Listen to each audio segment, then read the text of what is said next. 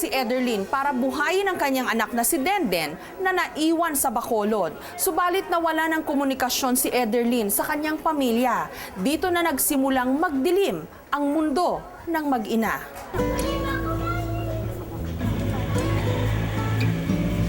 Mas madali raw humanap ng kaaway kesa kaibigan. Ngunit para kina Christine at Ederlyn, mga anak nila ang naging tulay para madali nilang makapalagayan ng loob ang isa't isa.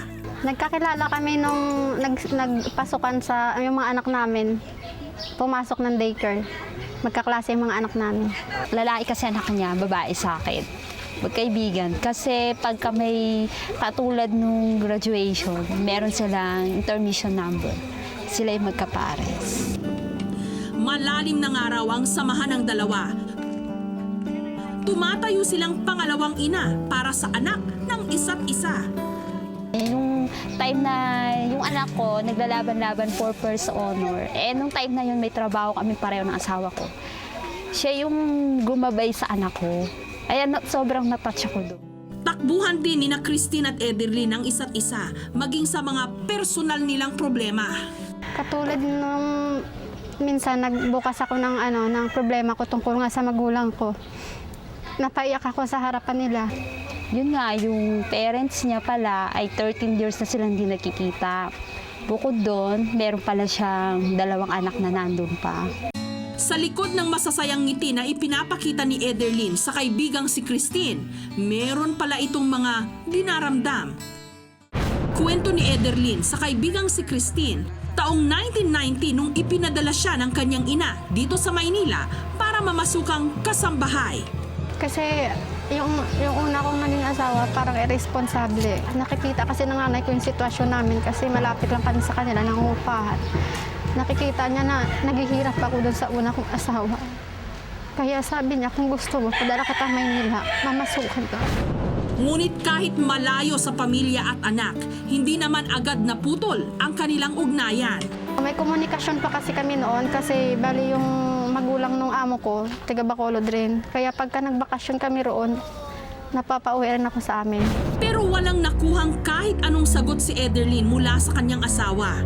Tumagal ng ganito ang kanyang sitwasyon hanggang parang tinanggap na lang niya na wala na sila. Makalipas ang ilang taon, muling umibig si Ederlyn dito sa Maynila. Nakapag-asawa ako, abang nandun ako sa trabaho, may nakakilala nga ako, yun, nagkatuluyan kami. Sa kabila nito, patuloy pa rin ang pagsulat niya sa mga kamag-anak niya sa probinsya. Ito'y kahit walang natatanggap na tugon si Ederlyn mula sa mga ito. Bali, ilang beses ako sumubok na sumulat kasi halo sa Tagalban naman, syempre sumusulat ako sa kanila. Minsan nagbibigay pa ako ng picture para at least alam niya kung ilan na yung naging apo niya sa akin. Pero wala walang sagot.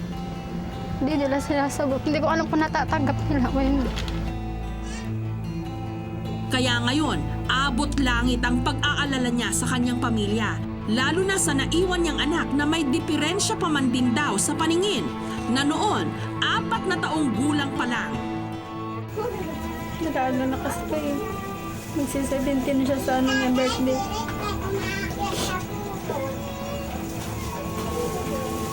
Miss na miss mo na ba siya? Oo naman. Kung alam mo, kilala pa ako nito. Baka pag nakita ako nito, hindi ako pansin. Kaya si Christine, to the rescue sa kanyang best friend. Bali, sumulat ako. Yun lang naman kasi maitutulong ko. Financially, wala rin kasi kami. Kaya sabi ko, ito na lang siguro yung pwede kong maitulong sa kanya. Totoo ngang sa oras ng ating pangangailangan, makikilala natin ang tunay nating mga kaibigan. Ayon kay Ederlyn, Delia Bugna ang pangalan ng kanyang ina. Samantalang Mona Lisa Denden Bugna naman ang pangalan ng kanyang anak. Sa Purok Sunflower, Ramilo Village, Bacolod City daw ang kanilang dating address. Pero dahil wala nang sumasagot sa kanyang sulat, wala siyang ideya kung naroon pa ba ang kanyang pamilya. Mabilis pa sa sibat naming sinaliksik ang kasong ito ni Ederlyn. At agad naming napag-alaman na ang ina at anak ni Ederlyn Doon pa rin sa Bacolod naninirahan at kasalukuyang abala sa negosyo nilang pagbabalot. Dito namin nadiskubre, gumawa rin pala ng hakbang ang kanyang ina para siya'y matunton. Dalawa beses ko lang sinulatan. Pero hindi naman niya sinasagot. Kaya hininto ako ng sulat. Kung baka wala na dyan. Isulat ang titik ng tamang Ngunit ang mas apektado sa matagal na pagkawalay ni Ederlyn, ang panganay niyang si Denden. Normal sa isang babae katulad ko na, di ba, pag may problema sa school, lalapit sa mama, ganyan. Kasi ganito, ang klase ko, inaway ako. Kaya nga, kasi ako, visually impaired ako. Mas maraming discrimination sa hinaharap ko kaysa sa ibang mga sighted na bata. Lumaki si Denden na wasak ang sariling pamilya.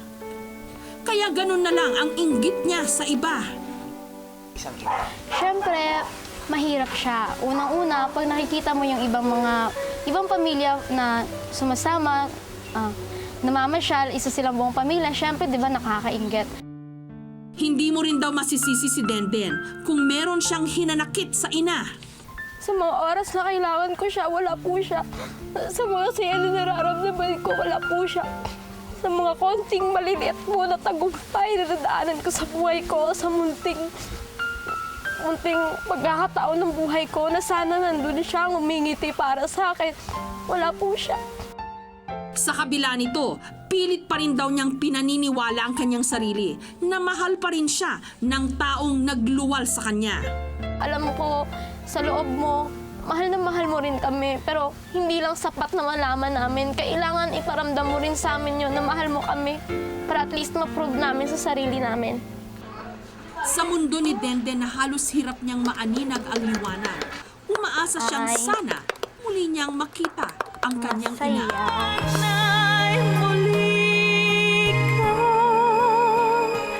Sa kawalan ng komunikasyon ni Denden sa kanyang inang si Ederlyn, dumilim na ang pagtingin niya sa mundo. Ang hindi niya alam, nakatakda ng maaninag niyang muli ang liwanag sa kanyang buhay.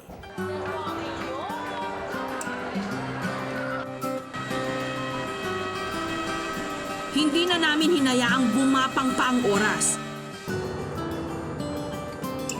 Agad kaming bumiyahe ni na Ederlyn patungong Bacolod.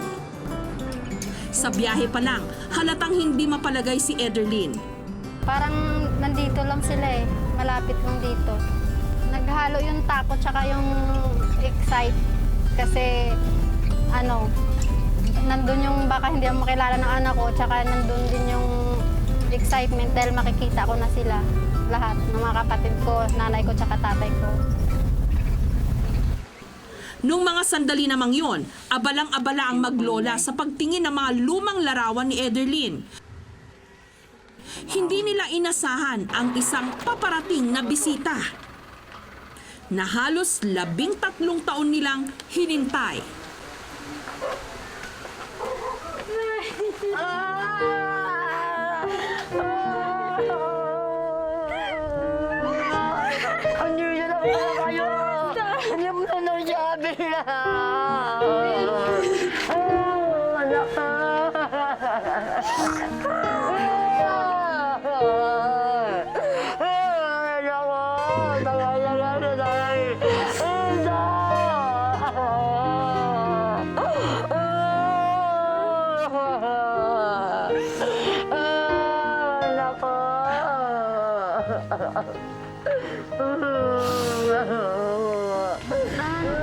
Si Aling Delia, tila hindi kinaya ang bilis ng mga pangyayari.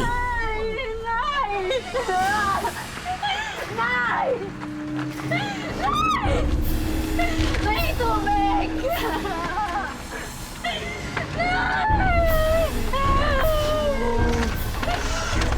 Salma, nanay na ka mo, mano ka pa.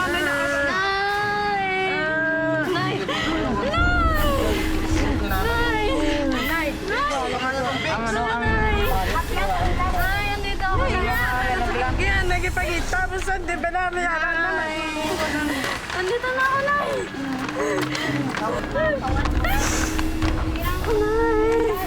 Nay!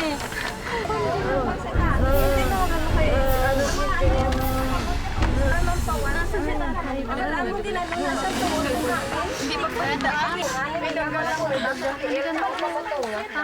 Maya-maya lang, nahimasmasan na ang minsang nangulila ring ina. Si Jimmy Boy. Sabi ko na, Yagilias. Hindi pumupunta rito? Hindi. Ano to, nagpupunti? Okay na eh. Ganyan ka nakakaya. Hindi ka na nagtatrabaho? Pahinga na? Ano nagtatrabaho sa inyo? Wala. Ako, ganda ng balot.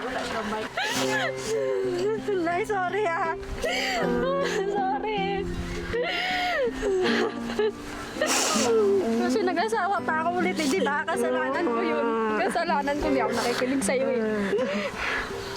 Anak ko, dagdag mo, dalaga na niya mo nang alam. Kaya nga eh. Si Denden, hindi napigilang ilabas ang tunay na nararamdaman para sa inang 13 taon niyang hindi nakasama. Mahal kita, mahal, hindi ko nasabi sa'yo. Kahit naman ako eh, di ba? Ang laki-laki ng pagkakamali ko. Ang laki ng kasalanan ko sa'yo, no? Naman kita eh. Hindi mo kasing sisi. Mahal mo. Hindi naman kita eh. Ang madamdaming tagpo na uwi sa biruan. Ano? May boyfriend ka na? Anong pangalan, ha? Ay, meron na yata eh. Oh, di? Bawal ha, bawal. Ay, naku, yan ang umpisa. Huwag mong gayahin si mama mo na 17 lang, may anak na. Ayan o, ikaw, dalaga na.